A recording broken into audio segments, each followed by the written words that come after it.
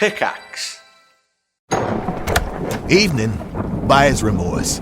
Buy a new car? I'll be moving in. Let's get started. Sorry, I think there's been a mistake. I bought it from Carvana. You what? Yeah, great price. I even have 7 days to love it or return it. So there's no... No buyer's remorse. More like buyer's rejoice. I guess I'll let myself out. Congratulations. I mean it. Buyer's rejoice. Buy your car today on Carvana. Limitations and exclusions may apply. See our 7-day return policy at Carvana.com.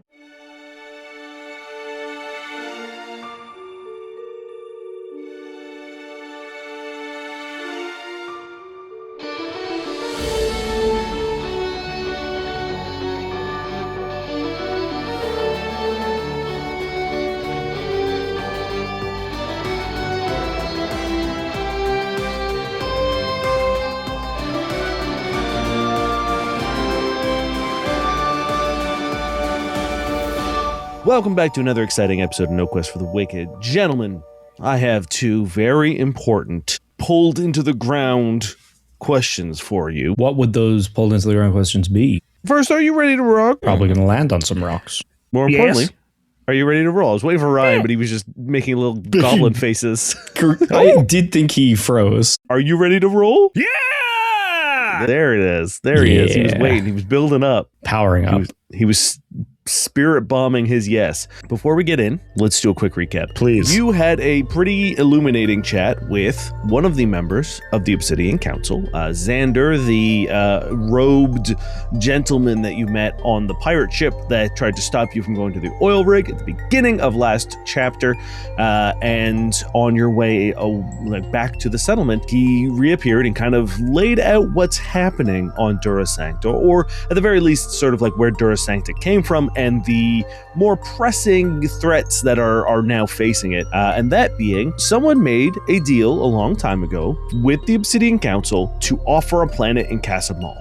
That deal did not go through, so the Obsidian Council is still owed a planet. And it now seems like someone has figured out a way to give them that planet and is now hopping Dura Sancta through different dimensions after it becomes, teeming with life of some sort. The Obsidian Council harvests it and through a blood magic ritual to empower themselves, and then moves the planet to a new dimension to start the process over anew. However, there is a unforeseen consequence through this. With every time they pull the planet to a new dimension, it pulls that dimension with it, and essentially Dura Sancta acting as a plug to stop the other dimensions from flooding. However, when Dura Sancta leaves the current dimension, all other dimensions flood into the most recent one. So you know that there are two things that are currently threatening you. One, Dura Sancta is going to be harvested by the Obsidian Council. You don't know when, and you don't really know the metrics in which they want to do it, but they're going to do it. And two, if that happens, not only is the planet going to be destroyed and removed, but pretty much the entire universe or dimension is going to be also flooded with a absolute chaos flood of previous dimensions. Very unfair, because my plan B was just leave. Yeah, I think he took Just that go away home. from us on purpose, because I feel like that was definitely unfair. in our playbook. Yeah, unfair. And you made a sort of pact with Xander. He was able to offer you some of his, I guess it wasn't really a pact. He just offered you some of his strength in order to bolster your attempts to stop the Obsidian Council, because he is a double agent. He is working with another sort of agency known as DISEC, or Dimensional Security, which is a sort of agency that exists outside of time and space that monitors multiple dimensions for anomalies and threats. And somehow Xander was able to infiltrate the Obsidian Council, and therefore is now kind of working as a double agent and a spy, hoping to take it down from within with your help. And he shedded some of his power, gave it to you, gave you guys a level up, and then immediately crash landed your ship on the coast. Why'd he do that? We don't like this. Why When he you do landed, that? you found a ship that needs repairs. You set the two pilots, Voka and Crete, to sort of start fixing the ship that you found. And then you went to explore and do a little bit of recon. You found a bunch of geysers spraying out vapor that turned into very, very sharp purple crystals, and then were almost immediately pulled into the ground. I forgot about that part. This whole time I was like, how'd that last episode end? Yeah. I wonder what happened. Yeah, I like that you just breezed by the Dane saying he had 2 pulled underground questions for you. You were like, yes, a normal thing to say. I trust anything Dane says to me. It's me too. And that is where we start. You guys both have dark vision, correct? Yes. Cool. For a second, as you are pulled through the sand, Vlyn, there's like a weird sort of sensation. Like it feels like you're in quicksand, right? You're covered in dirt, you're covered in sand, you're being pulled through. You feel all these like weird hands and claws like grabbing at you and pulling you from underneath. But then you're pulled like further than what makes sense, because if they were grabbing onto your legs, then like surely there was only, a couple feet in between where you were above ground and where you were below ground. But as you're getting pulled, it feels like you're getting pulled like a long way, at least way longer in terms of that. And Flit, you feel the same thing as you are trying to like pull Vlyn out and you get pulled through. You begin sort of getting like pulled through this what seems to be sort of like maybe 10-20 feet of dirt and sand, and you could feel it changing from sort of this like loose, almost like beachy sand to thicker dirt, thicker soil, and then almost into like this like thick rocky clay. And then finally you feel one final tug and you guys fall from the ceiling of what looks like this like dug out cavern underground, and you hit the ground hard and it is pitch black. But because of your dark vision. Dark vision, I have dark vision. Dane, I have did I dark not vision. say I have dark vision? 60 feet dark vision. 60 Yeah, I feet have dark 60 vision. feet Is there dark something vision in as well. 60 feet dark vision? Is it 6 feet? I look the other 6 feet in the dark with my vision. Yeah, great. You see things. First, the one thing you do see without dark vision are these like dozens of these glowing reddish yellow eyes just looking at you. And they're kind of all over the place. There's some sort of like up on the ceiling, up on the walls. There's a bunch sort of in different height variations, and they're just 360 around you. But with your dark vision, you can see that these creatures they kind of look like if you gave steroids to Ewoks. They are these like big bipedal bear-like creatures with almost no neck. It just sort of goes from like shoulder up into like almost like a pointed Donkey Kong style head, and they have these like weird little mouths, like really really small mouths, a big kind of like pig nose, and these like big reddish yellow eyes that are just looking at you. And then they all kind of have these long, kind of like orangutan arms, like way longer, almost touching the ground, with sort of these clawed paws, and they're all kind of stout, but there's like little ones and big ones. There's like really fat ones. There's like really muscular ones. And are they Ewok sized? They range from about, I would say, like 2 feet to like 4 or 5 feet. Okay. Like they're not big creatures, but there is a pretty drastic size difference in terms of how big they are. Give me perception checks, please. I got no 19. How about 29? Damn, 29 is gonna do it. Vlyn, as you see these weird bear creatures kind of like looking at you, you notice a couple things. One, none of them are moving towards you. They're just kind of like looking at you. And even the one that has seemingly, or like some of the ones that have pulled you down, sort of like the second you hit the ground, they all kind of like scooted back to kind of like give you some space and kind of take in who you are. But then you also notice that on some of the larger ones, it's not a collar, but it's like it looks like one of those like tracking things that you'd put on like wildlife in conservation areas. You know, they like tag birds and different like deer and stuff to like track them. You see that they have like a thing around their neck that has like kind of an identifier, like a little barcode on it. Gun up. I'm like, yes, I'm a Cavendale. Yes. You will get a ransom from my father, Flit. but not if you damage the package or my ward. Flit! He's old. I don't think we're being kidnapped. We've been napped from our kid above. Look at us below the ground. It's all right. Let's approach this with just like chill energy. Vlyn, you need to find the biggest one, and you hit him so hard. Okay, Flit. Prison rules. Remember when we come to my house and we have tea? I make the funky tea, and we get really mellow, and we just sort of sit on the couch. We should do the opposite of that, yes. Plays those like some funky beats, and we just relax. Portnoy's funky beats with the funky tea. Yeah, we're gonna use that energy right now. Okay, let's just deep breath, and we're gonna go out. Vlyn, you need to find the biggest one and punish his face. I'm not going to do that if I don't have to. This is a planet made of dimensions with a bunch of funky little people on it just trying to live their best life. I grab Vlyn. I'm trying to hold him back, but it won't last long. Vlyn is like not even tensing a muscle. Like I'm just like standing there. As you guys are chatting, the second you raise your gun, you see some of the bigger ones kind of like, and just kind of like posture in front and kind of like push some of the smaller ones behind them. See, Vlyn, and see.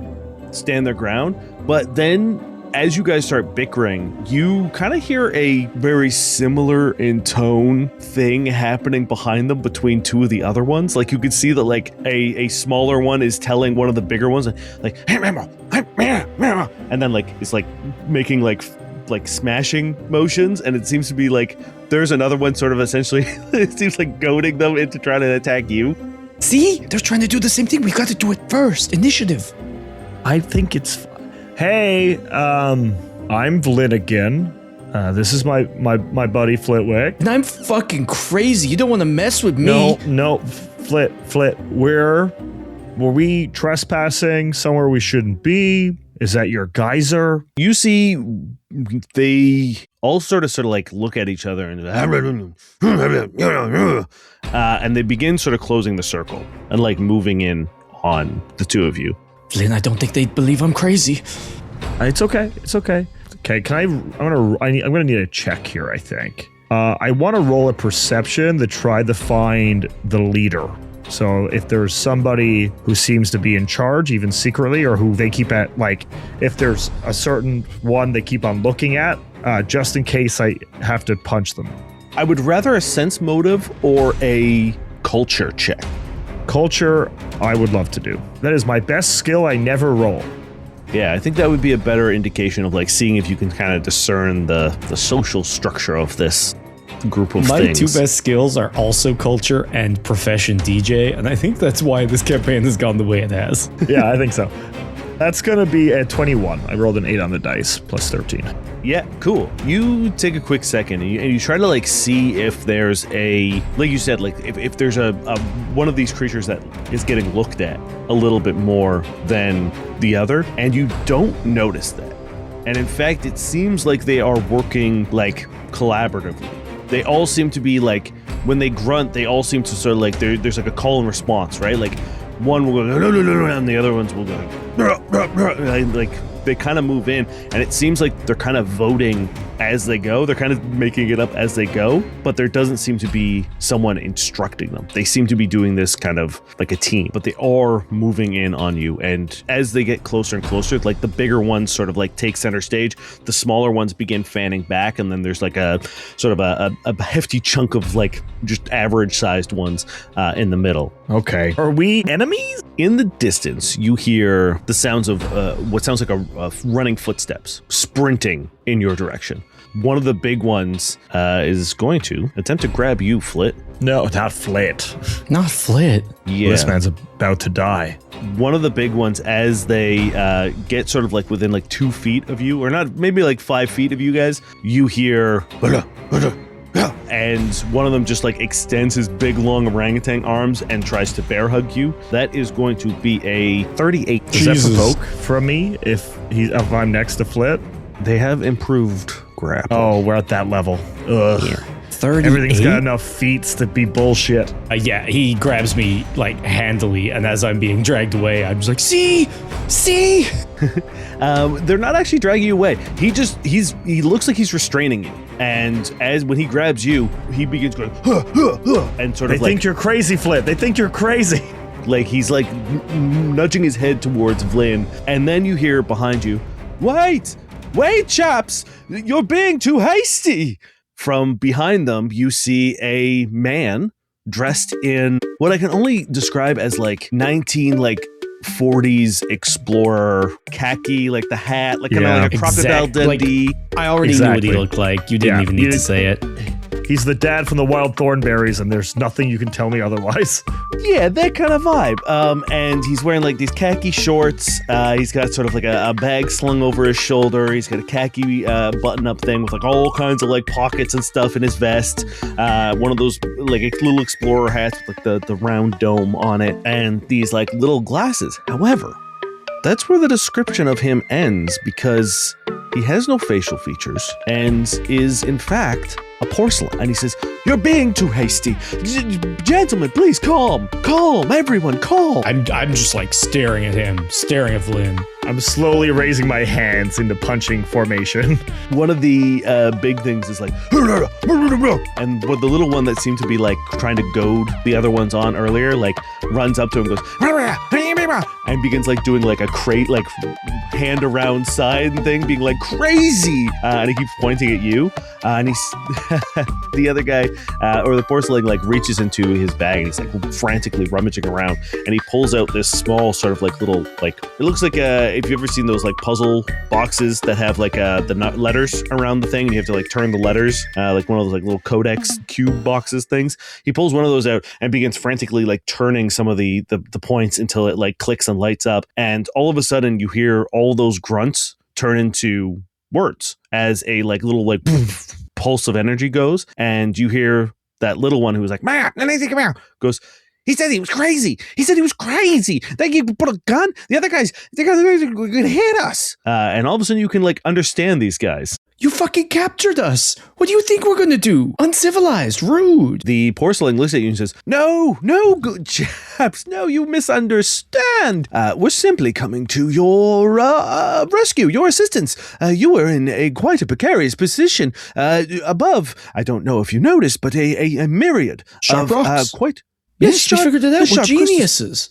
We're investigators. Yes, unfortunately, if you were above ground for any longer, you would have been veritably torn to shreds. We're nimble. Nothing can catch us. I look down at the hands holding me. I let myself be caught. He looks at the big one. He says, Please, let him go. It's fine." And the big guy goes, "Are you sure? Because he pulled a gun on us, man. Like, all right." It's also a musical instrument. Maybe he was going to play. You don't know if I was about to drop sick beats. You are assuming that we were going to go to violence? A lot of assumptions, quite frankly, for people who put hands upon my partner's person. He releases you and kind of like gives you a firm press, a hand on chest, and like pushes you back towards Vlyn and away from everyone. And you can see the crowd is starting to sort of like disperse a little bit. They're moving back. They're kind of separating out into like, duos and trios. And the porcelain kind of makes his way to the front where the little one and the big one are standing facing you guys. And he says, "I apologize. This is a grave misunderstanding. As I said, the geysers were about to erupt in an absolute catastrophic fashion. And when it does, the ground beneath you would go soft, as you noticed, would trap you there, and you would be hailed upon by razor-sharp crystals. The only way to protect you from this was to, unfortunately, grab you from the bottom and pull you down into this." They grabbed your bottom, Vlyn? No comment? The big guy just kind of looks really shy, kind of like looks around like sheepishly, like, "I'm sorry, man. Like, it just, when you reach up into the earth, you don't really know what you're grabbing." I don't mind. Well, Look, forget all that. You're a porcelain. That is a name that we made up, so we should probably not throw that at... Context clues, you'll figure it out. He's seen a mirror before. He looks down and he goes, "Oh my God, what?" "Yes, no, I kid. Just a simple joke. Yes, a porcelain is a interesting way to describe it. It's certainly one we haven't heard before, but yes, that is what I am, I suppose, if you know of my kin." Well, do you know of us? He looks at you and he says, "Well, I would assume that you are one of the current surface dwellers." yes, with no notable anything other than that. You say us. Are there more of you down here? Yes, of course. I mean, not necessarily kind of in my commune. A bit of a lone wolf myself, except for, these fine lads. And he gestures to the like weird creature things. Whom are these creatures, by the way? We need to greet them. We have not introduced ourselves or vice versa. Well, they don't necessarily have names. I've tried to explain the concept of... So you want us to name them? No. The species please. and That would be- themselves individually? No. Species, they simply want to be known as cave dwellers. Oh, That's all they want. okay. Quaint. Yes. Straight to the point. And names, they don't have need for it. I've tried to give them names or indicators, and they have no need for it. They have no desire for it, and I respect their wishes as a observer. I can respect that too. How powerful to not need a simple name. They all kind of like nod. They seem to appreciate that sentiment. Sadly, I need one for discoverability on SpaceTube. But regardless, Vlyn, can we sidebar? Yeah, do you mind if we do a Do you mind sidebar? if we just a little tete-a-tete, you know? Absolutely, gentlemen. Please, you have your sidebar. I imagine that the dwellers and I will probably also wish to have a brief conversate. So yes, please take your time. Let them know I'll keep Vlyn from assaulting them, especially the big ones. Also the small ones, I guess. I'm not assaulting anybody. Exactly, see? No, They kind of like shoot you a sideways glance and all kind of go into a little huddle with like the smaller ones in the middle, the bigger ones the smaller ones at the front, medium size in the middle, and the big ones on the edge, with this porcelain kind of like standing in the middle, sort of very enthusiastically and gesturing with like big animated hands, but you can't really hear what they're saying. Vlyn, Flit, that's a porcelain right there. yeah, I know. You know what I almost did? I almost took your pick out of your shirt, which I keep doing, and I shouldn't. But like, No, that's bad news bears. but I want to see. What if he's going to lunge for it? We need to know where we stand. What if this is a ploy? Why do they need the pick again? Is it because it read the same energy as the orrery, maybe? Because the I body of the don't guy. know. Also, I keep on wearing this man's body part Yes. around my neck. I keep meaning to talk to you about that. I know you're very traumatized, but Yeah, now it's is not pretty the time. unethical. I just put my finger to your lips. We gotta talk porcelain time. Or do we unveil who we are? Nod yes or no. No. I think, well, sort of. We need to know who the puppet master is. Exactly. But how do we get to this information without unveiling who we are or who the others are? This is a valuable resource, and we need to exploit it, mine it. Well, maybe we play it cool as just some wandering adventurers. Cool. Can you give me a stealth check, Flit? Flit, okay. Damn it. I assume you're trying not to be overheard. Stealth check is 21. Nice. I've rolled a 5. I think we have all the same skills, and that is becoming an issue. When you say we need to exploit that, we need to mine it, we need to exploit that, you see one of the big ones turn and like glare, like stare at you. Eavesdropping's rude. I like shoo him away. And he turns back around and begins sort of like grunting in a language you don't understand, sort of like that original, grunting they were doing, and with a fair amount of urgency. How rude. Anyway, back to what we were saying. We need to absolutely extricate everything of value that we can from this situation. We need to ship it out of here in our minds. Okay. There's a very high chance we just fumble the bag here pretty quick. We're impeccable. Vlyn. Okay. We have never Hey, I like this put a confidence. foot wrong. All right. We just need to go about it the right way. So Sure. we're just cool. We're cool. We're cucumbers. We're chilling. Cool like We're in the vacuum of cucumbers. space. Okay, perfect. I can roll with that.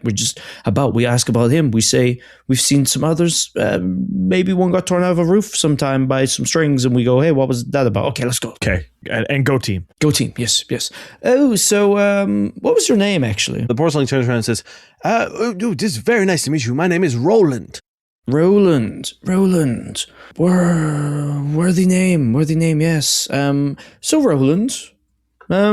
We've hung out with porcelains before, How do you talk? That's where you're starting? Is how does he talk? The other one couldn't for a while until we get the whole... I would love to get into this with you. Unfortunately, it does seem like my diplomatic abilities have come up lacking on your behalf.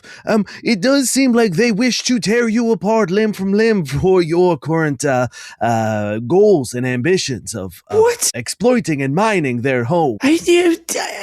No, You we're know not what are mining the crimes? whole. Dropping eaves and misrepresentation.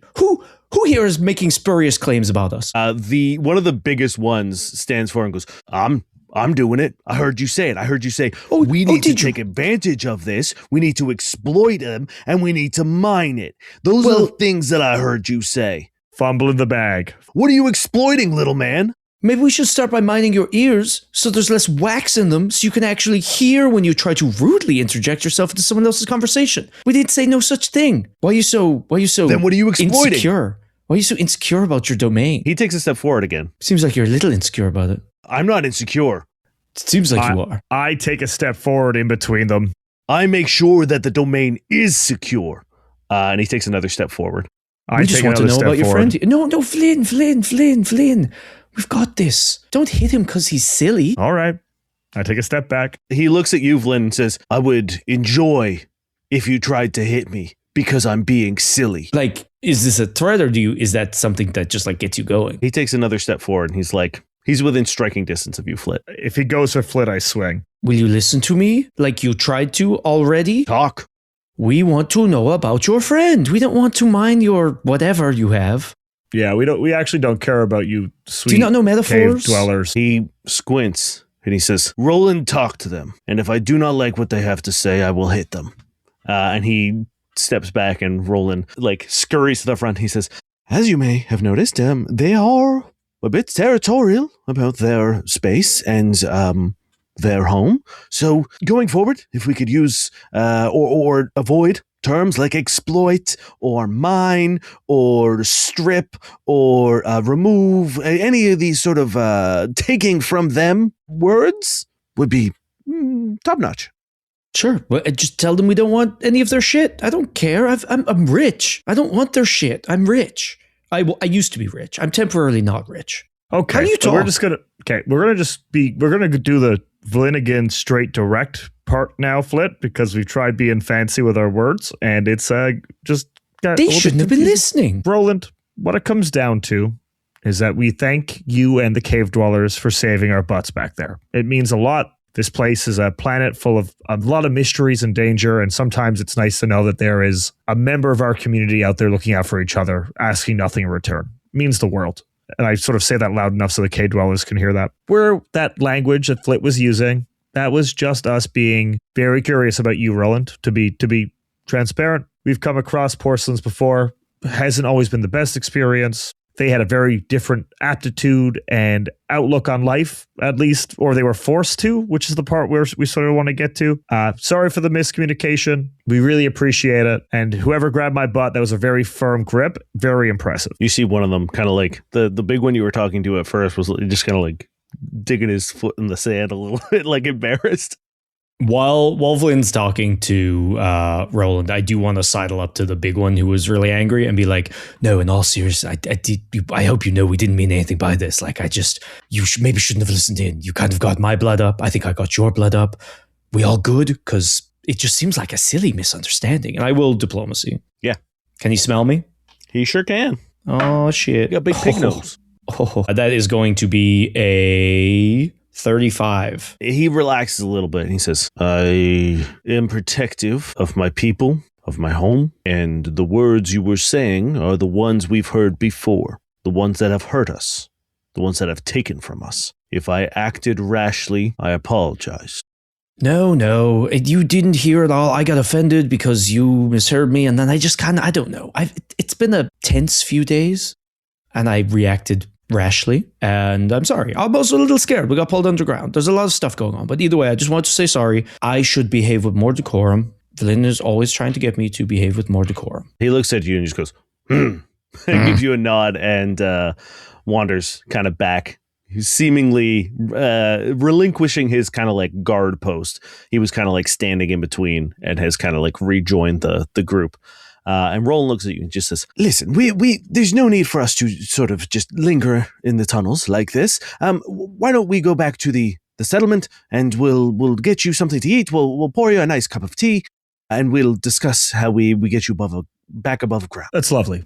We really appreciate the offer, and we're more than happy to take you up on it. Right, bud? We don't have too much time. We do have some people waiting on us, but yes, we can take a brief detour. Yeah. He begins walking with you guys, and you see that the sort of like big group of cave dwellers are kind of like leading in the front, and Roland is kind of like hanging back with you guys and says, I do understand that you are quite curious about myself and my fellow kin.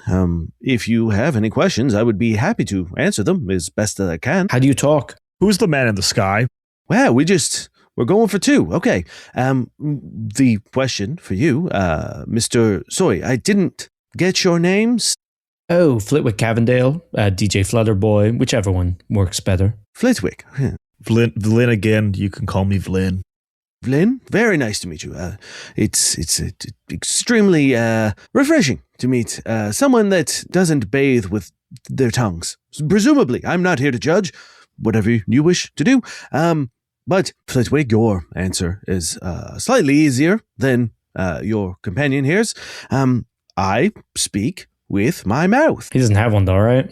He does not have one, no. Well, now, Roland, I feel like you're being funny with me, for you do not possess such an orifice, so... No, not that you can perceive, no, but I do still have one, and much like I still have 2 eyes, a nose, 2 ears, 5 fingers, 5 toes. Well... Explain. 4.5 toes on one of my feet, but, well, what you are seeing is an unfortunate side effect of our leaders' decisions in order to keep us alive. Survive the planet shifting when it gets torn between dimensions? Correct. Okay. I won't be as bold as to sort of reveal much about the one that leads us. He is quite secretive, and if he wishes to meet you, then he will request it, and at which point in time I will brief you all of the important knowledge, but there are some things that are vital to our safety and security and our utmost survival, which is the goal. The most important goal that we have is to survive. And unfortunately, there are some things I will not reveal just to ensure that survival continues. But I can tell you a few things. For example, the reason you can't see our mouths and our features, as glorious as they are, you can have like a little sense of sadness when he says that.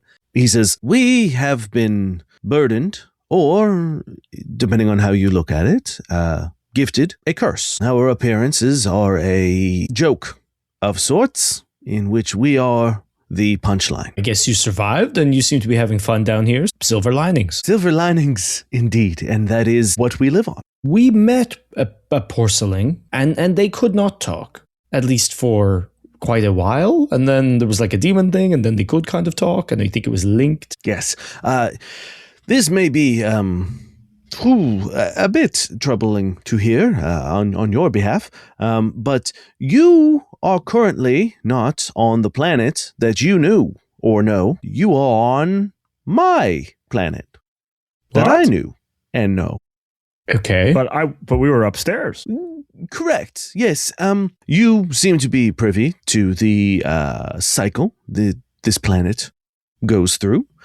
Is it like layers in the earth where one layer is a dimension and then the next layer is a dimension, and that's kind of like as more dimensions get put on, they just compress another dimension layer below it? He looks at you and says, you see him, he's pulled out like a notebook from his side bag, which has like a sort of like diagram, which he seems to have like getting ready to kind of like storybook you. And you see sort of like a globe that is like opened up like a Russian nesting dolls, and you can see like inside like layers and layers and layers and layers. And he says, yes, when one planet is harvested, they just compress it and build around this new one. I'm not sure why, but it seems like at some point in time, our leader was able to strike a deal, was able to make an arrangement with some entity or the other, and instead of the planet being utterly destroyed, it was simply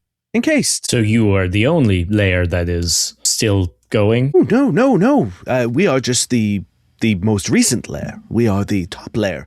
Well, the second top layer, I suppose your layer would be the top layer currently. But no, our people go all the way down. So there's no... So I'm sure Flit gets it. He's really smart. I just go back to like nodding my head. I studied geology in university, Vlyn. It's kind of like my community center, but, way more important. I did go to school. You know that, right? Yes, but was it a named school? Or was it some kind of hovel in a bush? You've never asked. Exactly. I turn back to Roland. I go back to nodding my head. Roland looks at you and he just says, you see, when we are on the layer that we are from and those below, we are not as restricted as, say, when we are above.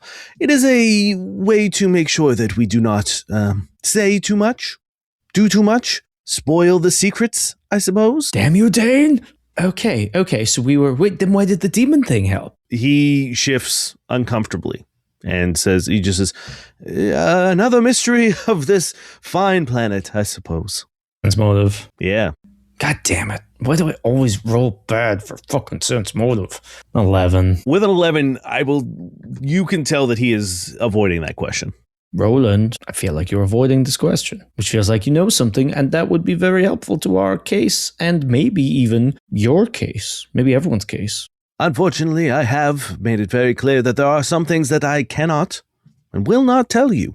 Then don't lie to me. Just say it's one of those things. It is one of those things. There we go. I'm not going to push. I appreciate that. You finally get to a part of the cave where you begin to see some light. You can see some flickering torches from around a corner. And as you turn it, you see there is a huge stone gate blocking the rest of this tunnel. And as you approach, you see the big ones line up in front. There's about 4 of them, the really big ones. They take 2 on either side of the doors, and then the slightly larger or smaller ones push on the back of those ones, and the little ones are pushing on the back of the bigger ones.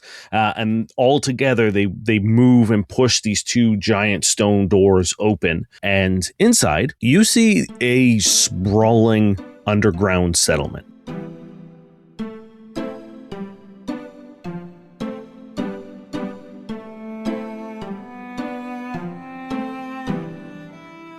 Ever had that moment at the table where things just got real? The consequences of your player's action have finally caught up with them, and that's about to go down. In just a second, yeah, once I find the right music, hold on. Don't worry, with Tabletone, you don't have to ruin the tension anymore. Tabletone is a mobile tabletop RPG audio app that lets GMs create high-quality, immersive soundscapes at the touch of a button, from tavern ambience to that epic battle that's been built up for sessions. It's Games Master focused, free to download and start using, studio quality, and, importantly, it doesn't use any generative AI.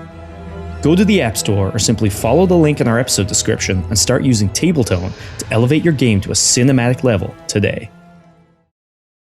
At Ollie, we've got wellness down to a science. From PMS to pregnancy to menopause, our women's wellness line offers science-backed support for every stage. No judgment, no shame, none of the stigma. Just supplements designed to meet you wherever you're at. Ollie, choose science over shame. Find support at a retailer near you or on ollie.com. That's OLLY.com. And we're live on match day as Doug reaches for a buffalo wing. He's got it! Oh, and he's gone for a can of Pepsi too! What a finish! There's no doubt about it. It just tastes better. Match days deserve Pepsi. What looks like what once was a quarry.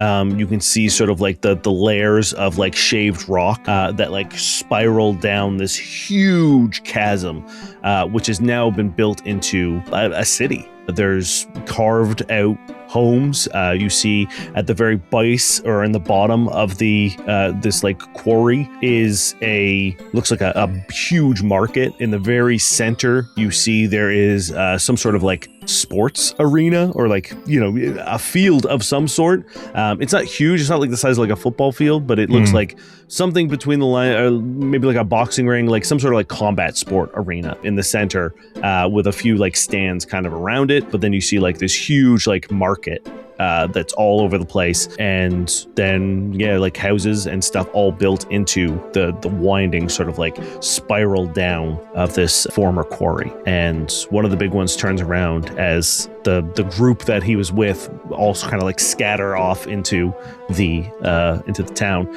Looks back at you, says, "We are welcoming you to our home. We request that you behave, that you take nothing. Yes. You will That's be fair. met with a unending hostility if we feel like you are a threat to us." Of course. He nods and turns around, and like it's almost nice the way he says it. Like it's almost like an orientation kind of thing. It's certainly is threatening and scary to hear a big creature say that. But the PowerPoint kind of takes some of the sting out of it. Yeah, he's got like a little screen there. It's just a circle that says you, and beside it just says unending hostility.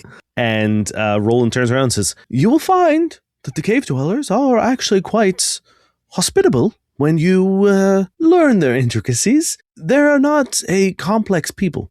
It's intricate? I'm sorry? It's intricate, the rules for down here? I just said we would be on our best behavior, but I don't know. No. I don't know the decorum. Dinner parties have so much variety and, please. and rules. Flitwick. Quick, hit me with them. Which hand do I eat with? Which fork do I use? Do I have to make a speech? Do they just make the speech? Flitwick? Do I stand? These are people that do not have the need for names. Circumstance and pomp have no place here. You simply just respect them. Respect their belongings. When they speak, you listen. Simple things. There is no need to worry. They will be understanding for, minor missteps of faux pas. They've known me long enough to know that they are not the only way to live. Okay. Well, just if there's anything that might not be obvious, please let us know. The only thing that is the most important to them is to not take what belongs to them. So, if you're here on a ransacking mission, which would be crazy... We were here to check out the geyser because we were bored because we were waiting on our ship. Which is why I did not... And we were ransacked, I might remind you. Yes. Vlyn, maybe this literally. Is why I would not have brought you here if I thought you had ill will. Yes. Well, I'm just saying, I just don't want to accidentally offend anybody. No, you will be fine. Follow my lead, bud. Vlyn, I hate to say it, but I think you would turn a dinner party into a shambles where you let but loose. This is my kind of place, pal. This is a small community of people who get along and support each other. You see Roland is nodding, like pretty enthusiastically. I kind of look around again with like renewed wonder. I'm like, this is where you grew up, or something similar. Something. Well, it's where I spent the last chunk of my life. Yeah. I point down at the field at the very bottom. Is that a community center? It could be. It's in the center. Yeah, it's not always in the center. Ours was on the other side of a brook, to the left of town. The Birch Haven Community Center. Well, should we go and learn how to swing on a vine while charging a monster through the air with your fist engulfed in lightning? My community center was a little bit different. That's what you learned. Our town elder had a lot of spunk, is all I can say. Roland says, gross. Excuse me? He was spunky. Is that a weird thing to say? Well, yes. Roland walks to the edge, sort of like where the two paths start beginning to wind down. And he says, if you follow me, I can lead you to my modest abode. And we can speak a little more plainly. And I can hopefully perhaps answer you any more questions that you have. I believe, Vlyn, you asked me a rather challenging one. Is that not your leader that you couldn't talk about, or is that a different person? He looks at you and he says, it might be perhaps correlated with Flitwick's question. Oh, there's a demon who controls you guys like a puppet. He doesn't answer and just begins walking down to like the left path. And for like, maybe like a 5-minute walk, you can smell some of the creatures themselves smell pretty bad. But once you're here, there is like an aroma of just like cooking meats and like the smell of like that bazaar at the base just wafting up. And every time you like pass a home, you can smell like soups and stews cooking. Like you can smell like all of this like just really good smell, but mixing in with this like kind of like really gross, musky, like animal smell. And like, it's actually really comforting. There's something about being here that like kind of relaxes you a little bit. Flynn is chill. Flynn is like, I'm back home, sort of. Like, it's the same energy. I don't know if it would relax Flit. Yeah, this might be tough for you. This is not something I think you would be super accustomed to. I don't think he's not disgusted. I think he's just confused and like out of place. Yeah. Roland gets to a small like cave opening, and one of the things you notice is like none of these places have doors. They all have like curtains and stuff. I love that. And he pulls open his curtain, just kind of like ushers you inside. And you can see that he's got like a rolling pot of something bubbling and boiling on a small like stone hearth. The accommodations in here are pretty modest. He's got like a bookshelf that he has been like made from scraps. Got a stone bed with you can see that like some allowances have been made here. Like it seems like they're doing their best to kind of like make him comfortable with stuff that like they probably don't really give a shit about. Like hides and furs and stuff from other animals that they have been hunting or whatever. They don't really have any need for it, so it seems like they've given it to him for his bed to make him more comfortable. And he sits down at the table and he pulls a kettle off of the stone hearth and pours you guys a tea, sits down at the table and then sits. And he says, there is, how do I say this, a bit of an ulterior motive for having pulled you into the ground. I assure you that this was a strictly rescue mission for you. You were in a ton of danger and probably would have died if we had not taken you. Roland, you're going to ask us for a favor and maybe a deal of some kind. No. That's our jam. You don't need to explain it.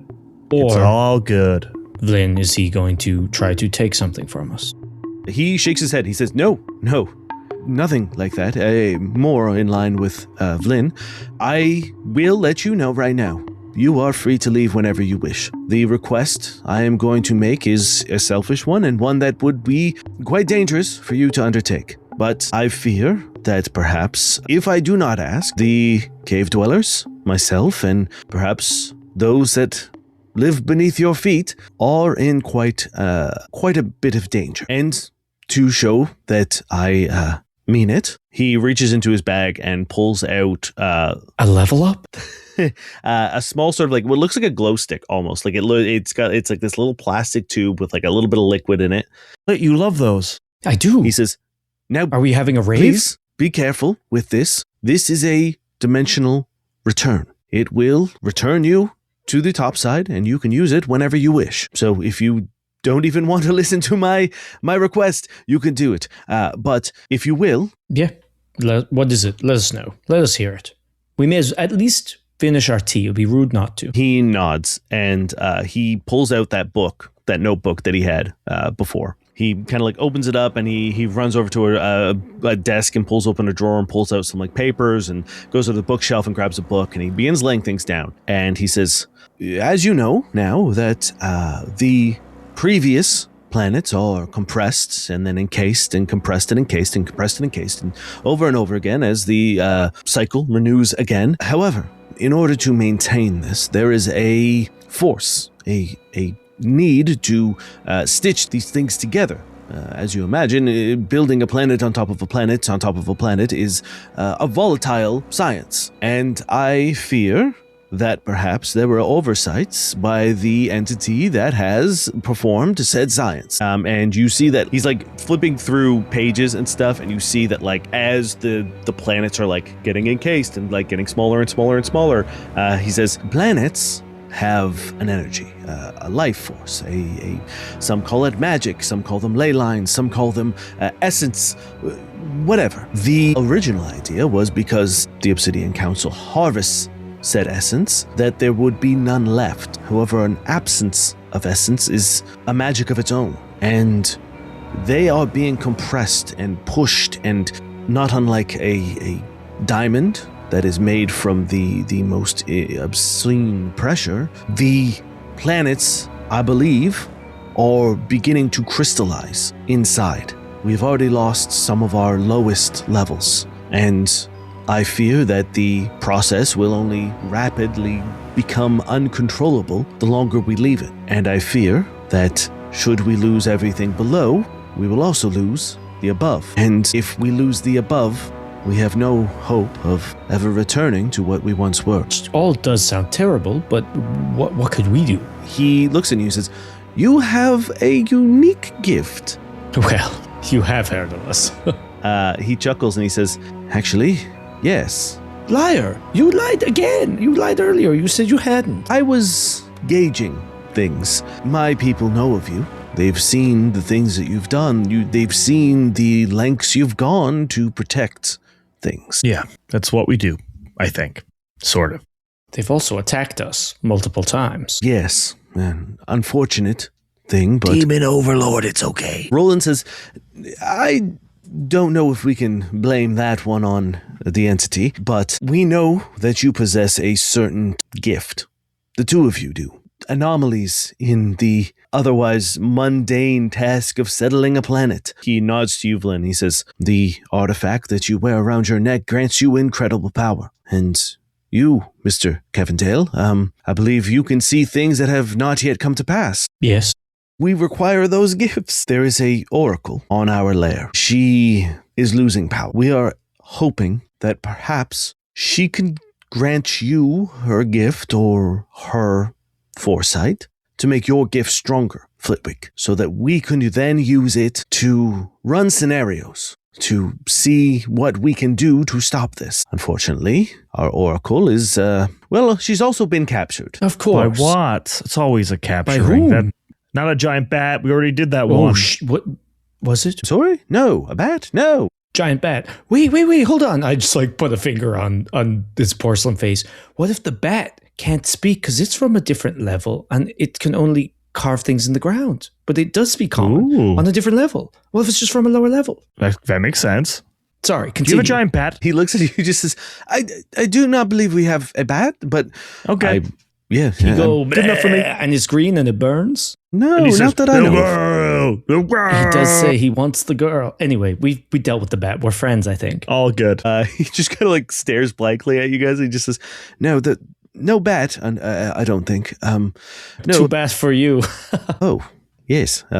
This, if you want our help, this is a part of it. I'm so sorry. It is. I'm learning this Yeah. a little bit. I'll tell you what.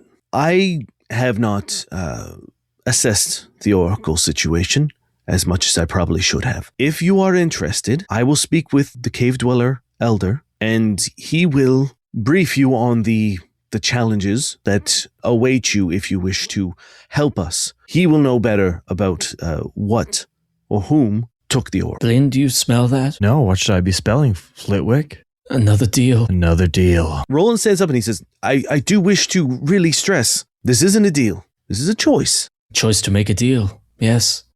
I have given you a way home. You are welcome to take it whenever you wish. If you don't want to help us, that is No. your prerogative. No, I want to make a deal. We love them. if you know anything about us, Roland, is that we can't help ourselves. Bad at saying no. Bad at saying no. Love helping someone out. It's in our blood. You got an oracle who's been captured. We're going to go save that oracle. Let's save that sucker. Yeah, let's supercharge me. Yeah, let's go. Let's upgrade my boy here. Do you have to change your stage name if you're upgraded? I was thinking we can talk about that later. Okay, we'll have a branding meeting later. These are troubling qualities to have as people, I imagine, but quite fortuitous for us at the moment. Please give me a moment. I will fetch the elder, and if you want, meet us down in the bazaar in the base. You've seen the Colosseum. Meet us at the gates there, and we will have a conversation. It will be, hopefully, quite illuminating, and I will see what I can do in order to muster up a reward for you of some sort. The cave dwellers don't quite have a lot of financial gain, but there's a thing or two that perhaps they could teach you. You're welcome to explore. Just remember, please don't take anything, and I'll meet you in the Colosseum in maybe half an hour. Half an hour? Sure. We'll take a little walk around without breaking any rules or being rude, and we'll meet you there. He nods, and he kind of turns and stops in the door, and he just says, I know that you aren't too far from home, but, well, this is kind of our home, and I would like to welcome you. Thank you for trying to save us. and he hustles out the door, and you see him disappear. Why does he think we're going to rob everything? I'm don't offended, know. Vlyn. I know. It's he knows us. We're big deals. Maybe he thinks that when you're a big deal, you need a lot of stuff. I have no idea. What have we even taken? And I'm just like, hands up in the air, like, we've only stolen one thing. I Two, know. And maybe. I have that thing, right? Our episode orrery check. Who has it? It's me. Yeah, I assume it's so. it's still in you've got it in that big backpack thing. Yeah. Flit says, no, but I have it. And pulls out the mill crab. Oh. You're talking about the other thing. Oh, Yes, no. The mill crab, still good that you have that. It's important. it is. Kind of like dinking around in the little glass Yes. jar that you have Does it he in. need a snack? Does he like tea? I don't know if we should give him tea, but like, you'll cook him if you pour hot liquids in here. Vlyn, You're so right. I don't eat a lot of seafood. don't eat him. Okay. Where would you boys like to go? You kind of have a brief moment to like kind of check out what's happening. There's a lot of stuff to explore. There's a lot of places to go. What are you looking to do? I think I want to show Flit what like a small town looks and feels like. Like, so either if there is a community center, but if there's not a community center, like a park or like a tight cluster of homes, like I just want to like walk through a cul-de-sac. Yeah, Like, I just want them to get a taste for where I came from, because this is sort of the first real example of that he's probably ever come across. Sure, I like that. Yeah, you guys start making your way down. Like the quarry is pretty big, and it's going to take you a while to get down to the like main ground floor anyway. So you start making your way down just like casually, and you see that like at one point in time there is what looks like it probably was a kind of like middle point checkpoint kind of place that when this was a quarry, but the building that was there has been kind of like opened, so only like 3 sides are still there. The deck has been extended out, and you see that there's just like kids running around, like little guys running around, crashing into each other. There's a makeshift, more or less teeter-totter that they're playing with. There's one that's using a what looks like just like layers and layers and layers of hide that have been like pushed together and like glued somehow. That's a ball, but you can tell that thing's like rock hard. So these things are just like booting this like probably like 10-pound ball around. And at one point in time, one of them like just is not paying attention and just crashes into you, Vlyn. Like just absolutely slams into you. And even though it's just a little guy, he's fucking dense. Like it hurts. It almost takes you out because you're not expecting it. I sort of like giggle and I bend down, and I don't think we have the device, so we probably can't understand them right now, I guess. Oh, that's true. You see Roland, wait, chaps. he goes running back and hands you the little codex thing that he has. And he says, I imagine it would be quite difficult to navigate through this without this. Just as long as you keep it to this setting, the cave dwellers will be able to understand you, although they do have pretty good grasp of common. But you, most importantly, will understand them. Bye! And he runs away. Well, that's handy. The little guy slams into you, and he's just like on the ground, and he's like holding his knee, and he's going, "Ow!" And he's just rolling around. You did that yourself. We all saw it. In a court of law, this will not hold up against my friend Vlyn. No, it's okay. Hey, little bud, you were going really fast. The second you say that, he perks up and he goes, "How fast was it going?"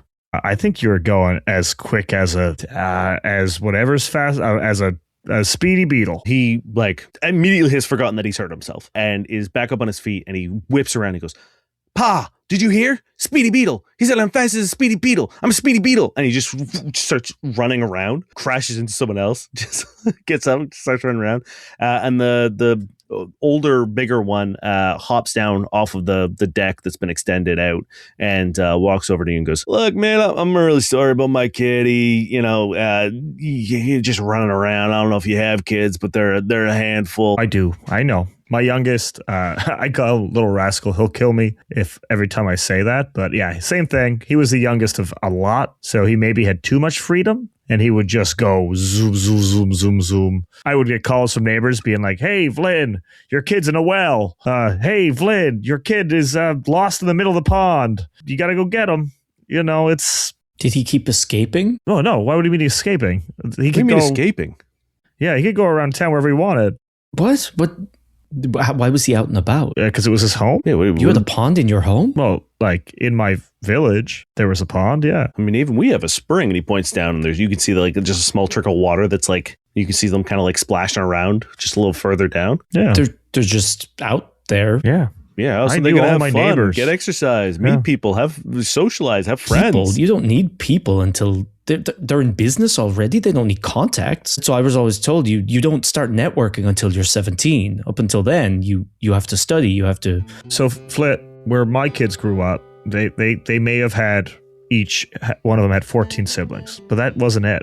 Every person in my town, we knew by name. All my kids played with all the other kids. We supported each other. We helped. In my downtime, I was helping old Agustina fix her deck. I was helping our mayor campaign. You just get involved in people's lives. And it's not because you had to. It's because you wanted to. I don't understand it, but okay. You live in a weird place. This is a weird place. That's fine. It's crazy what a coincidence that both of you guys live such unique, bizarre lives and yet equally do the same thing in totally different places. The big guy looks at you and goes, "Oh, what do you mean? No, I think." I just put my hand on his shoulder. I'm like, I'm trying to deprogram him. It's a long Yeah, no, I think process. you're the weird one, man. Why? I was actually, we had a childhood program that has been passed down by generations and vetted by some of the most elite child rearing scientists. It has a 97% success rate in like high achieving youths that grow into high achieving tycoons, honestly. Yeah, none of that makes any sense. None of those words mean anything. You weren't educated. Okay. It's fine. You're doing well regardless. It seems. Happy at least. That's the important thing. Yeah. Hey, okay, let's unpack that. Whoa. We don't need to unpack that now, dear friend. It was a pleasure to meet you. Well, hold on. I'm the top psychologist in this settlement. You do have a job. Yeah. I'm also incredibly well educated. Yeah. And it sounds like you had a traumatic childhood. I know it was totally normal and good and fine. How many friends do you have? Growing up, when you were a kid, how many friends do you have? Well, I got to see my siblings once each a year, and then sometimes they would come home, and so I'd see them some years twice each a year. As you're saying that, he's just slowly turning his head to look at Vlyn, just like real slow motion. Portnoy? I saw Portnoy every day. Oh, Portnoy. Okay, he's got a friend. Portnoy. Yeah, Tell me about Portnoy. He's crazy, man. You wouldn't believe the sort of mischief we got up to. I would say. Did you meet him at school? Pardon? Where did you my meet tutor. Portnoy? Portnoy wasn't my tutor. No. Okay, but you said he's your friend. Where did you meet him? School? At the playground? Father had him constructed for me. Yes, and he would do my chores. Like he would sweep my room, and we'd laugh because he sweeps it into himself. He's like a little dustpan, and I'd call him that, and he'd beep at me angrily. He turns and gives you a hug, Vlyn. Gives me a hug? Yeah. Yeah, I hug him back. I'm like, yeah. What? I'm okay. You want a friend like Portnoy, and you've made it in Vlyn. Back off, he's mine. He looks at you, Vlyn, and says, "You're his friend." Yeah, I'm his friend. Yeah. Partners. We have a business together. You don't consider him your friend? Well, I guess we are. We are. Yeah, he's my best friend. It's multifaceted. Why are you so reluctant? I mean, we've never we've talked about it, but I don't know. I think I've called you my friend all the time. I think we have made it. Yeah, I think I say are. this I is don't my know. friend Flitwick. Yeah, it's weird. Is it? It's just like we don't do friend things. He turns around for a second and he stands in between you and he puts his arms around you. He looks like giant arms just dangling over you. And he says, "You, son, come here." And the little guy comes and runs over and goes, "Get your friends, line them up. We're going to play a game." And the little guy goes, "Hey guys, Pa's going to do a game. And you see everyone just floods to the center of this little playground. I'm just staring at the amount of people. I'm like, are these all his friends? What the hell? He nods and he says, "Yeah, this is community. I think this is what your buddy's trying to tell you." Yeah. I assume if you were at a playground, you'd be able to do this, right? Right? And he's looking at you, Vlyn. Yeah, we had a whistle that you could just blow and everyone would, that's the community fun time whistle. And then we had a bad time bell, but the bad time bell was a different thing. We had a bad time bell, yes. So loud it pierced your ears, and sometimes they bleed a little, but that was just the badness seeping out. Mine was just to warn you of forest fires. Oh, Mine was like a punishment. The guy nods and he says, I want you to really pay attention to this. And he looks at you, Flit. He says, any of you guys having a bad day today? And they all kind of like are looking around. And then like one of the smaller ones kind of like just kind of shyly puts his hand up and he says, all right, today I want the rest of you to make sure that he has a great day. And you see the whole crowd has lost interest in like the play, the game, or whatever that was supposed to happen. And they all just like form a circle around him and are like just softly chatting to him, just talking to him. And he turns to you, Flit, and he just says, this is community. He was having a bad day. And now this is potentially going to be one of his best days. But he won't grow up to be a leader or a tycoon or Says who? He'll be weak. There's science. It's fine. If you haven't read the reports, there's years of science behind this. My father's a very successful man. He knows a lot. He knows a lot about parenting. Flit, how do you think we've gotten by since the dawn of life across dimensions? We come from different worlds, different realities. This is how we started. You help your neighbor. You hold their hand and you walk into the unknown together. If you're in business together and it's mutually beneficial, yes. The guy slaps Vlyn on the back and says, you telling me this guy's not strong? It's this man? Yes, your friend. Yes. Vlyn's an anomaly. Is he? Lightning fists. Talk about that. So do you think that if I chose someone here where no one has been made strong because of the way that we live, if I get to choose someone, would you be able to fight them hand to hand? Oh, there's different kinds of strength. I'm thinking more like moral fortitude and like, business acumen. Yes. Yeah, okay, great. That's a good point. If I gave you, say, a week, do you think you could rally more people to a cause than I could? Depends when, where, which cause, do I care, etc. Yes. You think you could? I would outbusiness you in a heartbeat, but that's not your fault. He nods and he just says, okay.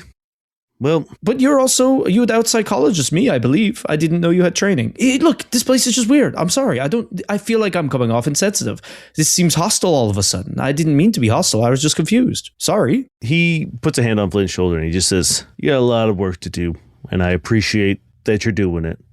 Yeah, I know. And then he puts his other hand on you, Flit, and he just says, there's going to come a point in time where you're going to need help, and I think you're going to find it in the place that you don't expect. Well, Thank you, but sorry. He shakes his head and he says, no, after this conversation, I think I should be apologizing to you. No, I'm more sorry. How about we play some ball? And like, I just pick up two kids in the ball and I start running around. When you pick that ball up, it's so heavy. I kick the ball. I'm so awkward and like, because I don't know what's happening and I don't feel good about this conversation and I feel like I did something wrong, but I didn't mean to do anything wrong and I was just trying to, so I run up and kick the ball and just go, and fall down and just, I'm real fucked up. You see a bunch of kids do the exact same thing. They run and kick the ball, but like, they fake it. They like fake kick the ball, but then they hit the ground and they like, they're also on the ground, like rolling around like you are. It's okay, bud. They're laughing hysterically. I'm not trying to shame you by bringing you out here. That's not the goal of this. It's not to make you feel weird or different. I'm just trying to show you that people can come from any walk of life. Obviously, people can happy come from any walk. And successful and powerful. It doesn't have to be... Hey, but what's the point you're trying to make here? I can't go back in time and be born in your little hovel. It's not about the past. It's about how we treat each other and the people around us in the future. I treat you fine. Yeah, you treat me fine. I'm very polite to everybody. But there's a difference between being polite and a difference between genuine connection. Well, sure. I kick the ball again. I love you. I appreciate you. And I think you're an incredible individual who doesn't need anything more than he already has. That's just simply not true, but I appreciate the kind words preceding the falsehood. I think you're great, and I'm sorry that I was weird about us being friends. It's just we don't do a lot of friend stuff. We do we do stuff. Hey, we have tea together like every night. That's not I friend read you stuff. books. That's not friend stuff. We sat and drank till the sun came up a little while ago. Yeah, that's friend stuff, but like we did it different. We were like we weren't joshing each other. We weren't like taking each other's stuff and hiding it. We weren't. Anytime we're together, that's friend stuff. Well, okay. Saving the world, look, friend stuff. It's your way of doing things, but I like it. Yeah. I'll admit it. I like it. Yeah. And I want to expose you to it. All right? Yeah. And anyway, don't kick that ball again. I see you looking at it. You kick it one more time, your leg might come off. Yeah, well, let's go. I feel weird. It's all right. Thanks, everybody. Enjoy the day. Where's my Speedy Beetle at? I need a Speedy Beetle high five. He just runs, gives you a leaping high five, and just keeps going. As you're leaving, the kids that were on the ground, like what you thought were mocking you, Flit, all surround you and like envelop you in this big orangutan arm hug, almost like to the point like the Star Wars AT-AT like like almost trip you because you're so fucking tall. They just like and they just say, "Bye, funny bug guy." I'm just like staring at Vlyn like in like shock, horror, alarm. That's it, bud. Take it. The kids are kids, no matter where they're from, even in different dimensions. It's like, I thought playgrounds were just in movies. See, that's why people look at you weird, because you say stuff like that, and it's a bit strange. They look at me weird because I didn't know about a thing? That's rude. Let's keep going. As you leave, the little guys like break off, and then they like hit the ground and start rolling around on the ground again like you were doing, and they're just like, you could just hear how happy they are. Like, it's not mocking laughter, it is like, it's that like full belly, like can barely breathe kind of laugh that kids do when they just like, for whatever reason, find something funny, and they're just like dying doing it. Like, they're laughing so fucking hard, and I want to make it clear, like, even Flit knows that it's not at his expense. Like, no, Flit's just never heard it. Yeah, it's like, but like, you know that like you are the cause of it. Like, you gave them that joy, and that this is like, they're laughing because of you and not at you. Yeah, Flit's just very quiet and like weird walking down to the bottom of this thing. I think I think Vlyn is just saying hi to everyone he walks by. If someone needs a little hand, he's helping them real quick. Like, there's an older woman trying to lift her groceries into her curtained house, and like Vlyn runs over and helps her up through. Yeah, it's a little more of a walk. The walk down, it's like as you get closer and closer to this bazaar, like that smell gets better and better, and you see that like there are just like open like pits of fire with all kinds of weird shit roasting on it. A lot of like these like big bugs, these like 2 foot long like grubs. You see a bunch of like snakes and lizards and stuff. You see a few sort of like mammals, but it's mostly like these big ass grubs and bugs and stuff, all getting like flame roasted and like over a spit, and like some are like being chopped up and like made into like kebabs and stuff. You see some like community gardens with a bunch of like weird shit in it as well, because like there's no sun down here, so you're not really sure how anything is growing or what's growing. A lot of mushrooms, but as you make your way, you can see that like there is like a sort of like torchline street leading right down to that center arena kind of thing that you saw. And sure enough, you see Roland standing there with a huge fucking cave dweller. But instead of like this sort of like matted orange brown fur, he is like almost stark white. Like, he's like gray, and you can tell that is a thing of age and not like any sort of like special thing. You can just tell he's old as fuck. He's kind of hunched over. His arms look almost like twice as long. He's got this like gnarled little staff that he's like leaning on. And he's even got like a little like white, like little beard wisps coming down. Roland comes like hauling ass over to you, and he says, "Ah, good. Right on time. I've spoke with the elder, and the elder is quite thrilled that you are contemplating and considering this for us. He has all the information you need.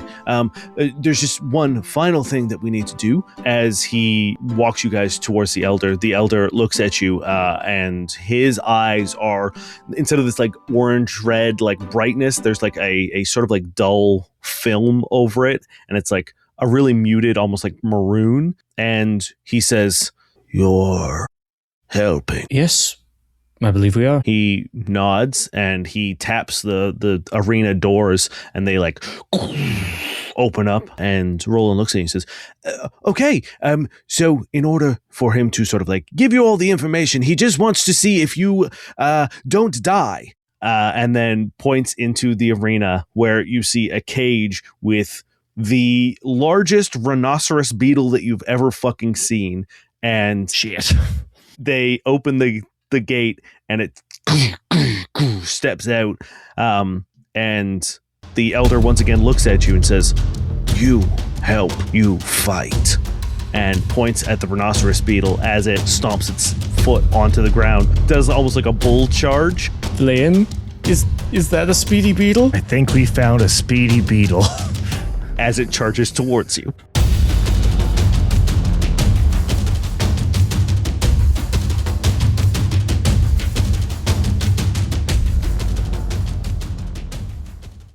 Hey, it's Ryan Reynolds here from Mint Mobile. Now, I was looking for fun ways to tell you that Mint's offer of unlimited premium wireless for $15 a month is back. So I thought it would be fun if we made $15 bills. But it turns out that's very illegal.